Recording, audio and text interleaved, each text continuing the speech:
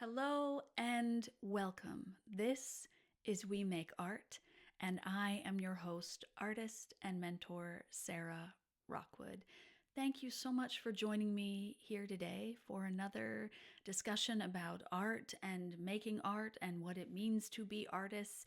And let's today put a little spooky twist on things because we are in the latter half of October. I'm not good with calendars in my brain. I can't think of the exact date that this is that this is going out right now. Should be able to, but I can't.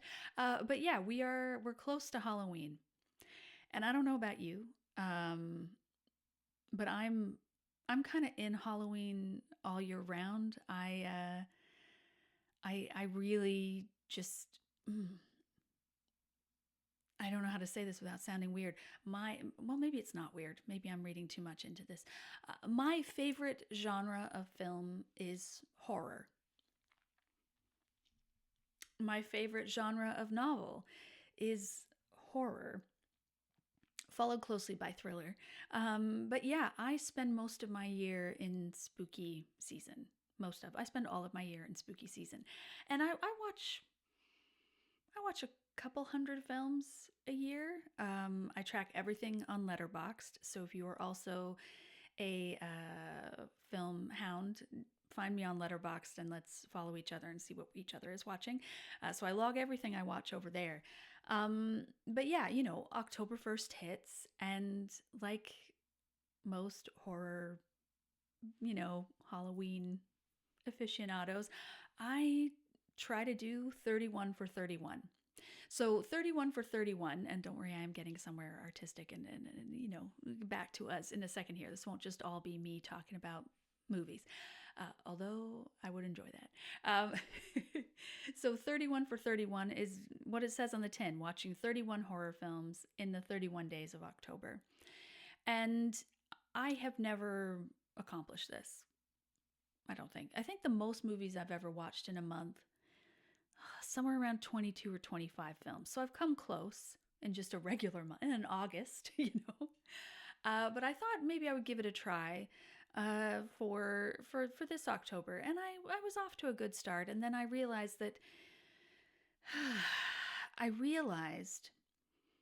that there was no intention behind my film choices.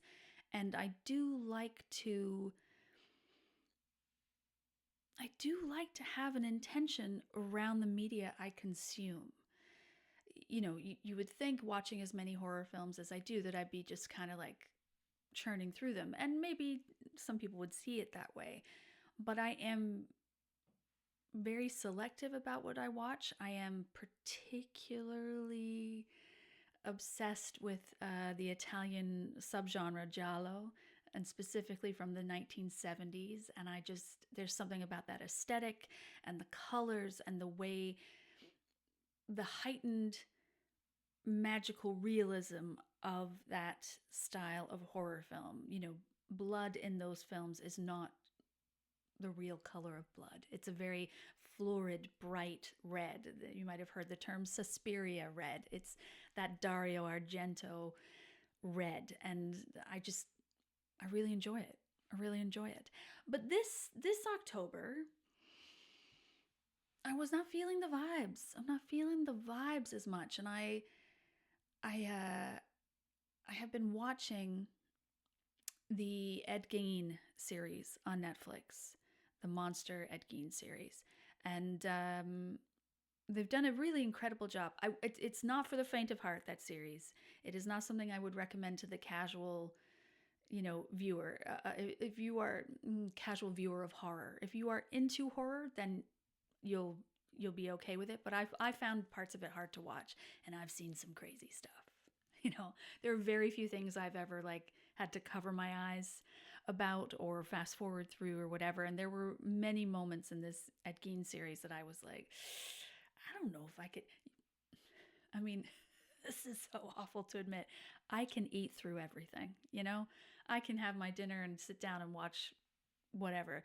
But this series I was struggling with. But they do a really interesting job of interweaving what kind of cultural influences this man had on film, specifically Psycho, Texas Chainsaw Massacre, and Silence of the Lambs. And Silence of the Lambs is one of, if not my favorite film, period. I love it. So I was really, feeling lackluster about Halloween and actually probably kind of down from the Ed Gein series, if I'm completely honest. It did kind of wreck me. The final episode wrecked me.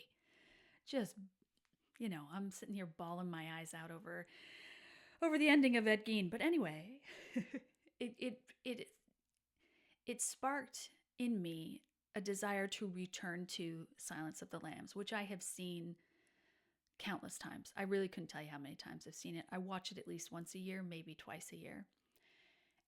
And every single time I watch it, it grabs me and will not let go. From the opening scene, those beautiful strains of music kick up, and I'm locked in, and I don't feel the running time. And I see things every single time I watch it. I see something new that I maybe saw before and have forgotten, through my countless watchings of it, or that I've never seen, never noticed until now. Like the layers of it. It truly is, for me, a timeless work of art. And that got me thinking, okay, there were many layers to my thinking, as you know. There are many things going on at all times in this brain of mine. I thought, it would be really cool to do an episode about Silence of the Lambs. And it's very Halloween themed. And, we can talk about all the different, the team that came together and the sort of facts of it and the details of it. And, oh God, okay, so this was one random fact I learned before I got off this train was, did you know Gene Hackman was originally signed on to star as Lecter and direct it? That blew my mind. I was like, that is not the movie I wanted to see. And I love Gene Hackman, incredible actor. But Hannibal Lecter? What? Okay, I digress. So what I thought I was going to prepare for this spooky season was an examination of a specific film. But the more I dug into the facts of the film, the more I was confronted with how little those matter in the context of the work you and I are doing together through this podcast. And what I'm far more interested in, and what came forward through that examination and research, I'm sitting with Wikipedia for a couple hours going, was a real exploration of what is timeless art. What is timeless art? What makes it timeless? And can we set out to create timeless art? Spoiler alert, no. No, we can't. You can't, stare at a blank page and go, I'm going to make something timeless. But I do think there are elements, areas we can explore that do regularly contribute to the making of a timeless piece of art. And that's what we're going to talk about today, is what are the areas, what are the elements of a timeless piece of art, and how can we use that information then to just inform the work we are doing now. And I do think this is an extension of the conversation we had last week about the starving artist. Not last week, last episode. Because timeless art is not created by force. We cannot force our way into great works. That is the starving artist mentality, this idea of I'm going to cling to it and I'm going to pressurize it and I'm going to sacrifice and then it'll be amazing and great. And If you haven't watched the YouTube, maybe watch this on YouTube, because I just did a full-on physical demonstration of the tightness. We can't set out with that in mind. So we're talking about a recipe rather than a formula, an invitation rather than a formula. Can we invite the stillness and the connection required? I'm even hesitant to use the word required, that I'm assuming is involved. Let's put it that way. That I'm assuming is involved in the creation of timeless art. And I think the first element of this, the bedrock of this making of timeless works of art, the making of our deepest work, the creation of our deepest work. Let's assume they're one and the same for the purposes of this conversation, is asking and answering the question, what do you want to say? I personally am not fond of the question, why? Like, why do you make art? Why are you a singer? Why are you a painter? Why are you an actor? I personally hate that question. It really grinds my gears, because why am I an artist? Because I am. I really, this idea that I have to justify my existence through the answering of why, I'm not here for it. But what I will ask you is, within the work, what do you want to say?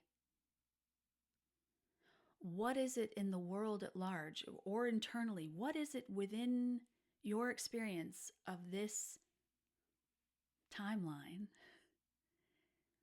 that gives you pause, that you return to over and over again? What is the thing that you wish to examine and share and explore? What is your point of view? That's what I'm interested in. And it's interesting to tie it back to Silence of the Lambs for a second here. It's interesting because it's an adapted screenplay. It's based on the novel. And in my opinion, and I have read the novel, the film is 1,000,000 times better than the novel, in my opinion. So it's interesting with an adapted screenplay, what is the point of view of the screenwriter in that role? I'm sure he had one. I'm sure he looked at the source material and was like, this is the thread I'm going to pluck out. This is the thing I think this film is trying to say, and I'm going to make sure that that is said. So, and sometimes when we're making the art, when we start on the journey of making a new piece of art, what we want to say is not always clear. So please don't let that be a stopping point for beginning. I have been working on a collection of short stories for quite some time, many years, and I'll get into time in a few minutes here. But they are stories about young women and girls overcoming something. Well, that's very general, but they're horror stories, overcoming some kind of monster, some kind of evil, some kind of something that is in the way of them being their true selves, of living their full experience. And they have to dig deep to overcome these obstacles. And I started writing those stories when I was still in the domestic violence situation. I started writing those stories before I could tell you I was in an abusive relationship. My subconscious knew before I did. And so had I not started writing those stories, I wouldn't be able to. It was like my psyche was kind of soft launching, leaving, soft launching choosing myself, building up my bravery muscles through my work. So when I started writing those stories, I had a loose idea, but it is only through writing a bunch of them and living my life and going through the years since that I'm like, yeah, now I know. Now I know exactly what I'm trying to say with this work. So when I go back in with the editing process, that point of view is top of mind, which leads me to my next thing. So when you have your point of view solid, you can make choices. When you have clarity around what it is you are saying with your work of art, choices and decisions become so effortless. They become like breathing because you are clear. I'm trying to think of an analogy. I don't have one. It becomes so easy when they, do you want the green dress or the red dress? Well, red dress. It just becomes that. That was a silly example, but I think you know what I'm saying here. It becomes easy to rule things out when you know where you are going. When you know your destination, the choices become clear and you can trust them. In my experience, working in artist development and working as a song doctor, directing, coaching, doing all the things I have done with other artists in this business we call show, I have found that one of the defining characteristics or differences between amateurs and professionals, and when I say amateur and professional, that has nothing to do with money. It has nothing to do with money. It is about your personal relationship with art making. The devotion with which you interact with art. That for me is the defining characteristic between, or the heart of amateur versus professional, is how do you relate to art?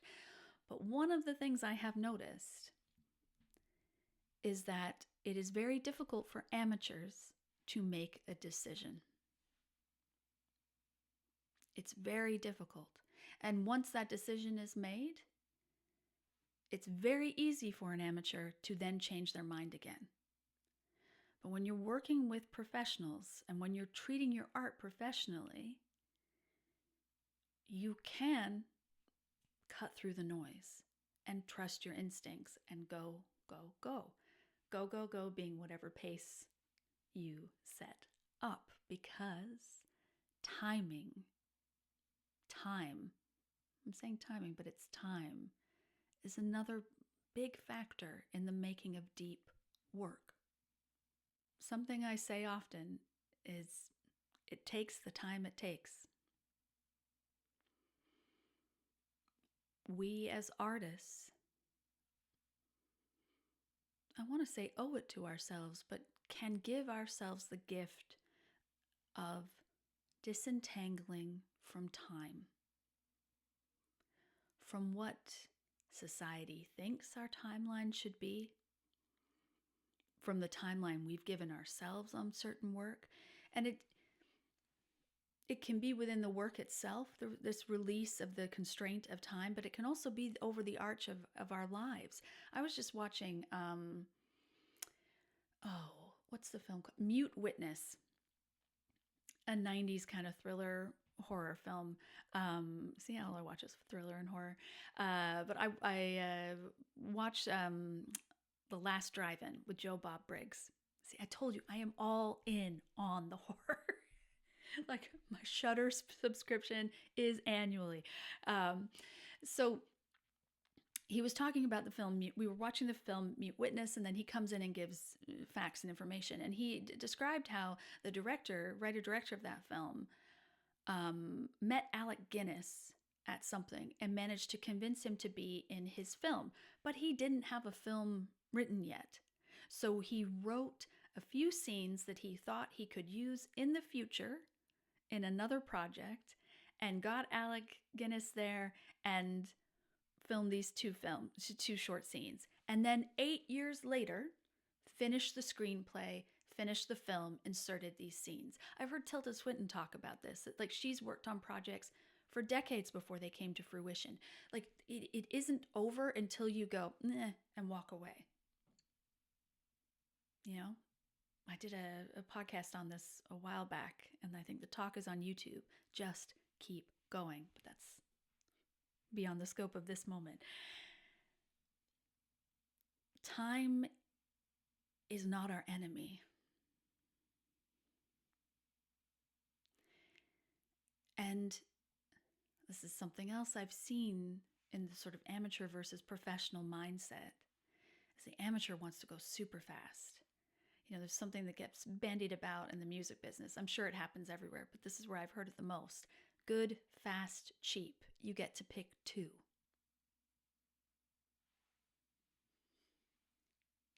You get to pick two. Which is where talk of money and resources comes into play. And I'm going to say this about money, resources, all that. Good ideas are more important than the resources you have. Right? Like, if the idea is good, if the work is good and solid, and whatever that means to you, right? Like, you've got good and solid in a film like Sinners, and then you've got good and solid in a film like Paranormal Activity. Very different films, but I'm using them as budget examples, right? Paranormal Activity, I can't remember what the budget was for that, but it was like crazy low, and then went on to make tons and tons of money. Blair Witch Project. See, I'm going to keep it all spooky examples for us today. Blair Witch Project, like super micro budget film. Went on, I was going to say change the world, but I think it kind of did with horror, for sure. It scared the bejesus out of me. Oh my God. When I went to see that, there are two films that I've been to see 2 nights in a row at the movie theater, like where the movie messed me up so bad I was like, I have to go back and see this again. One was American Psycho. Ooh, haven't watched it since. Read the book though. Don't know why I put myself through that. Oh yeah, that book was rough. And Blair Witch. I went the first night and I was like, I don't understand what I've seen. I don't understand. So I had to go back the next night and try and figure out what the heck was going on for me. So yes, what I'm trying to get to here, going through a roundabout all the films that have scared me. There haven't been that many recently though, so who knows?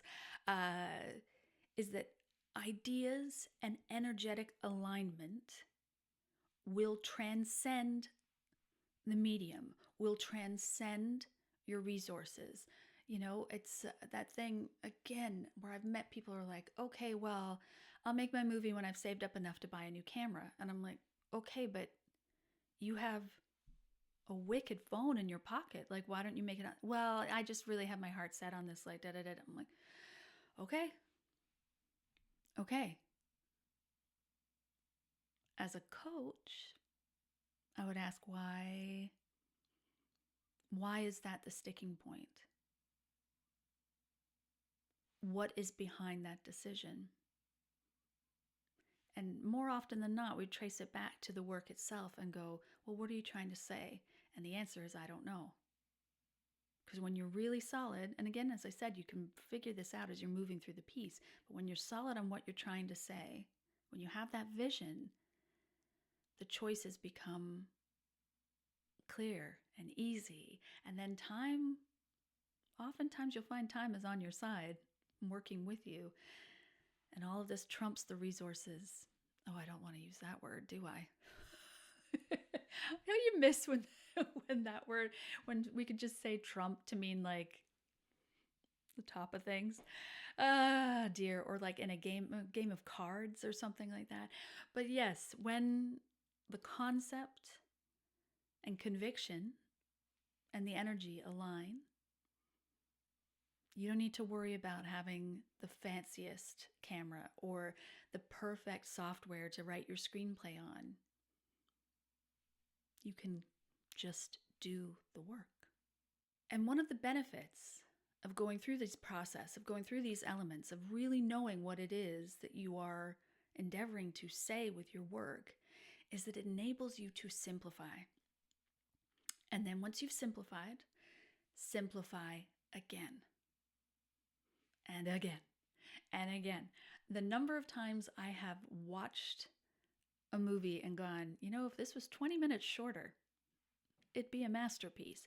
I mean, we have this idea, and maybe this is on some level linked to capitalism and patriarchy, and this idea that more is more is more is better is better is better. And there is a place for maximalism, and maximalism, easy for me to say, can be fabulous. I'm thinking about the first film that comes to mind is Bram Stoker's Dracula. I mean, maximalism. What else am I thinking of? Deep Red, Dario Argento. Maximalism. Those are two kind of long movies, so they don't totally work for my answer or for my exploration of simplify. But they are actually, maybe they are quite simple in the quest for what it is they're trying to say, what they're bringing to life. But I will say simplifying. So simplification, I'm going to conjugate this word horribly in many different ways. Simplifying isn't reduction. It's refinement. That's it. It's refinement.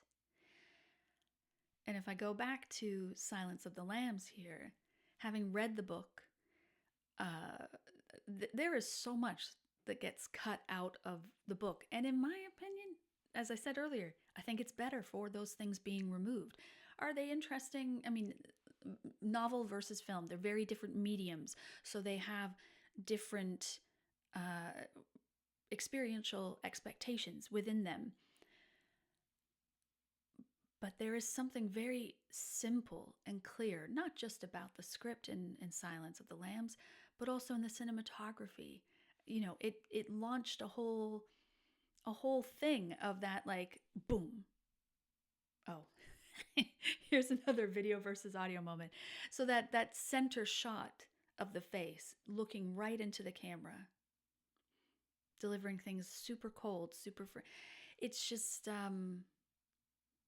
it's beautifully simple. And I think in some ways, it not in some ways, in all ways, it lends to how chilling the film is. When you're an inch away from Hannibal Lecter's face, in the hands of Anthony Hopkins doing such great work there, it helps the terror. But all of these elements will fall apart that we've discussed here, and how they can help us create deep work. They fall apart without trust. Trust in our team, if we're working with a team. Trust in our audience, if we are releasing our work to an audience. And ultimately, trust in ourselves. You have worked very, very hard. I know you have. You've been at this for a really long time. You have seen whatever your medium is. You've been to a bunch of, I was going to say million, that seemed excessive, and now we're down a little rabbit hole of sidebarring, but you've been to tons of dance performances. You've been to a bunch of art galleries. You've painted, you've choreographed, you've written things. You have done so much. Trust that. Trust that work. Trust yourself. Allow yourself the freedom to create with that trust at the heart of things. There's so much that we, and again, this goes back to our conversation before about the starving artist. There's so much of being in the arts, especially if you've come up from childhood in it. There's so much fear. As I said last episode, I have created so much art while scared. And I do recognize that a big reason for that fear was a lack of self-trust. Now, I came by that self-trust, honestly. Like, there was a lot of abusive situations. There were a lot of reasons not to trust myself because that's what I was being told at every turn. But now I'm an adult and I get to choose. And I choose trust.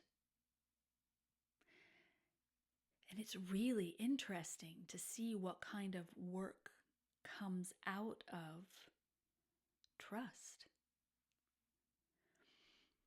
And so these elements kind of become a cyclical thing. It's so interesting. The more we have these conversations, guys, the more we do this work, I see the wheel of the seasons turning in everything.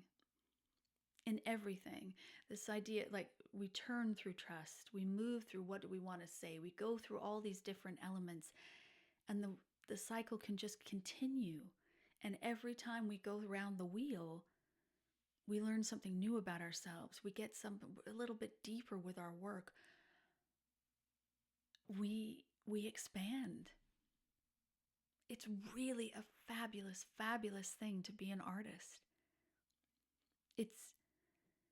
It's self-generating, self-regenerating. Like, when we stay in conversation with art, when we make it a sacred part of our day-to-day lives, we just get bigger and better every single day. It's awesome. It's awesome. It's so exciting. But the last part of this is releasing perfectionism.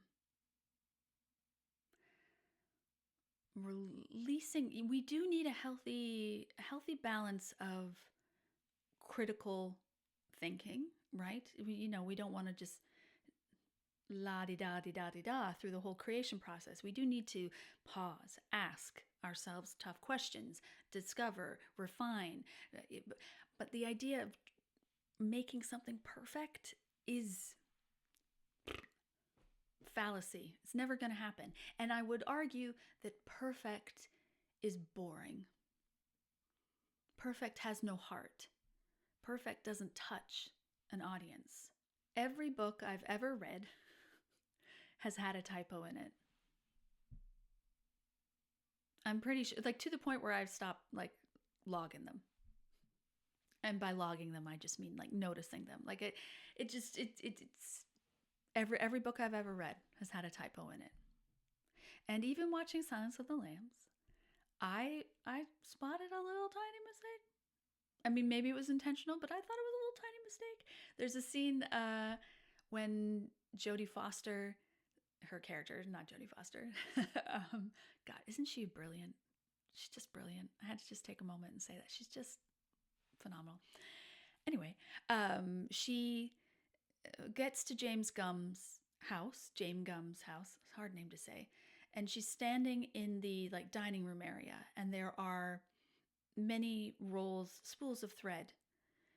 And as she's standing there, she sees the death head moth, right, land on the spools of thread. And that's how she knows she's in Buffalo Bill's house.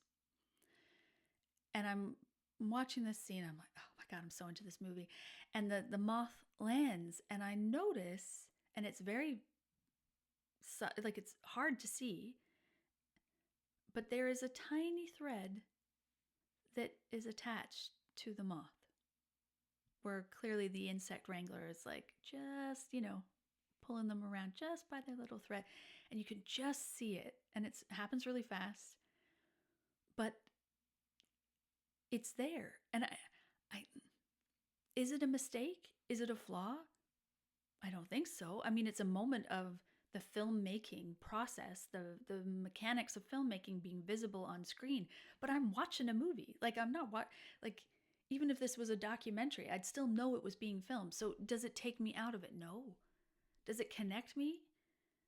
I think in some ways it connected me to the crew that makes the film. But that's because I've seen this movie so many times that I'm now ready to, like, be in the movie and in the making of the movie at the same time, that watching it and being like, God, that's such a good shot. I wonder what lens that was. I'm not quite there yet. But really release the idea that let's Game of Thrones. Okay, can we clock that for a second? That was a big mistake. And so they did correct that. Say what the mistake was, Sarah, before you just get to the end. Remember whatever episode it was in the final season where somebody's Starbucks cup got left on a table during a shot? Okay, so that's the kind of thing we want to avoid. So that I would say is sort of outside of this releasing perfection. That's just an outright mistake. So you're not making mistakes. This is the thing. Like I think this idea that we can make the art perfect is just because we don't want to be wrong. We don't want somebody to get mad at us. And this does go back to patriarchy and good girl.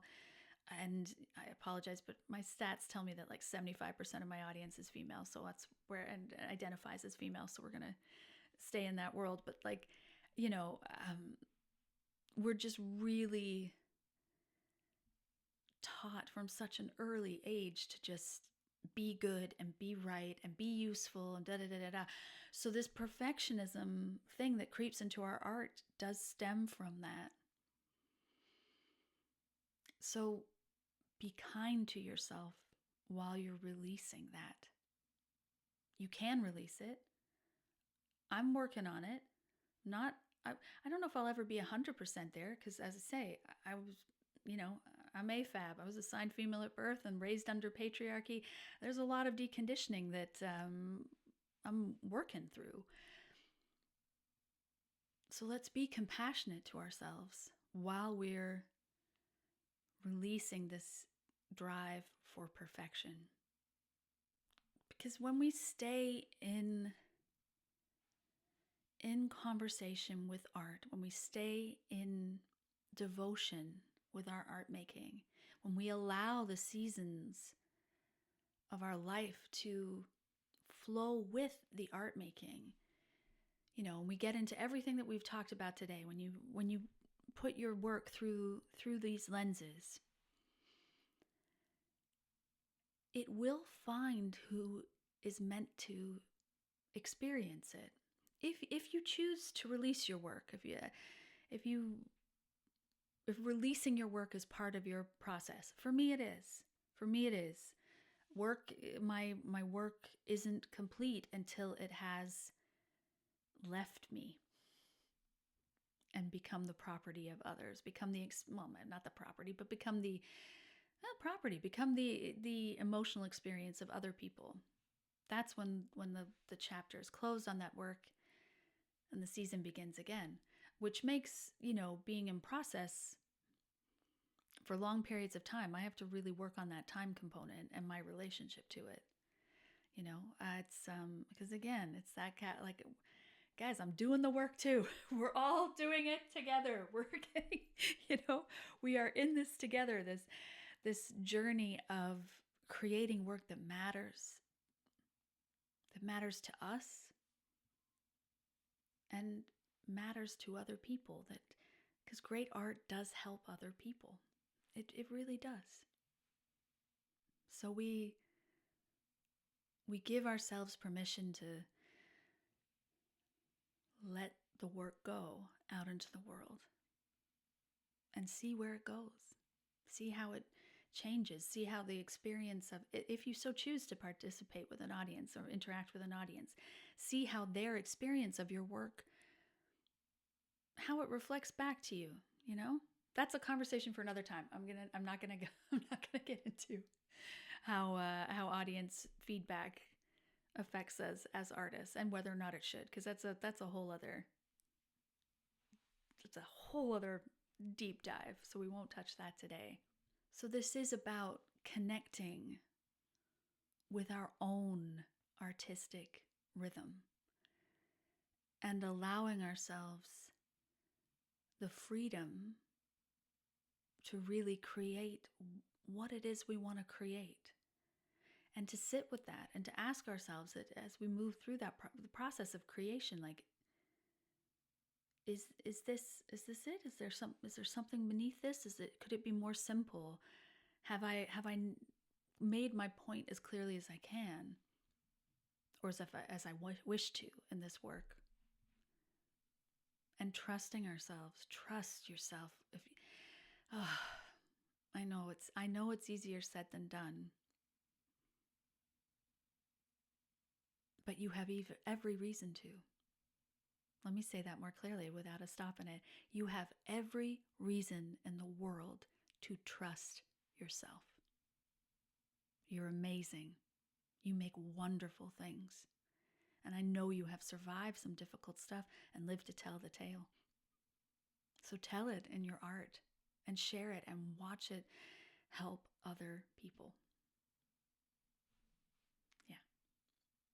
So, a strange episode today, somewhat spooky, somewhat philosophical, and hopefully nourishing. The process I've described today is really what I go through even with these podcast episodes of like, what is it that I'm trying to say? What is my point of view? And letting it not be perfect. As I'm sure you guys have all realized, we let it all fly here in the We Make Art world. So if something I have said today has resonated with you and you want to know more, you want to go deeper with this work, head over to rockwoodalchemy.com. The link is in the show notes, and explore what I have there to offer you. There is something for the season of life that you are in right now that will nourish you, bring you back to your art, and help you create a life on your terms. Thank you so much for listening today. I will be back in a few weeks with another episode. Until then, happy Halloween, get dressed up, eat some candy, scare some kids, and I will talk to you all later. Bye.